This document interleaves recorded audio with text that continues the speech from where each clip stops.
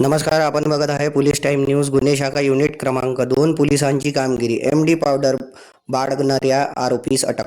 दिनांक 1/7/2026 चे 10:45 सुमारेस गुन्हे शाखा युनिट क्रमांक 2 चे अधिकारी व अंमलदार हे अंमली पदार्थ बाळगणारे, विक्री करणारे तथा सार्वजनिक ठिकाणी पिणारे आरोपींचे शोधात पेट्रोलिंग करीत असताना त्यांना माहिती मिळाली की पोलीस ठाणे सदर हद्दीत अंजुमन कॉलेज जवळील हल्दीराम मार्ग येथे एक एमडी पावडर विक्री करीत आहे. अशा मिळालेल्या खात्रीशीर माहितीवरून नमूद ठिकाणी जाऊन सापळा रचून रेड कारवाई केली असता त्यात एक पांढऱ्या रंगाची ॲक्टिवा मोपेड क्रमांक MH31FJ 2041 यावर 2 इसम संशयितरित्या दिसून आले. त्यांना ताब्यात घेऊन त्यांची नावे विचारली असता त्यांनी त्यांची नावे जोएब रजा शहबाज कुरेशी वय 24 वर्ष, रा कुरेशी, मोल्ला गड्डी गोदाम सदर नागपूर, सचिन सुनील विश्वकर्मा वय 21 वर्ष, राहणार जैन मंदिर जवळ सदर नागपूर असे सांगितले.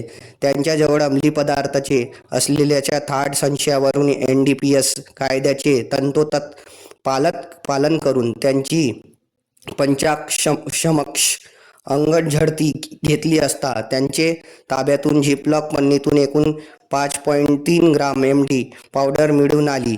आरोपीचे ताब्यातून MD पावडर, 2 मोबाईल व मोपेड असा एकूण 1,40,000 रुपयाचा मुद्देमाल जप्त करण्यात आला आहे. आरोपींना अधिक विचारपूस केली असता त्यांनी त्यांच्या साथीदार पाहिजे आरोपी तनिष्का गुप्ता वय अंदाजे 24 वर्ष, राहणार इंदोरा जरीपटका नागपूर यांच्या मार्फतीने विक्रीकरिता अंमली पदार्थाचे आणल्याचे सांगितले. आरोपी हे स्वतः आर्थिक फायद्याकरिता MD पावडर विक्री करण्याकरिता बाळगताना सक्षम मिळून आले. आरोपींचे कृत्य हे कलम 8 क 22 ब 29 NDPS ॲक्ट नुसार होत असल्याने आरोपी विरुद्ध पोलीस ठाणे सदर येथे गुन्हा नोंदविण्यात आलेला आहे. आरोपींना अटक करून पुढील कारवाईस्तव सदर पोलिसांचे स्वाधीन करण्यात आले आहे. पाहिजे आरोपी व पुढील तपास सुरू आहे.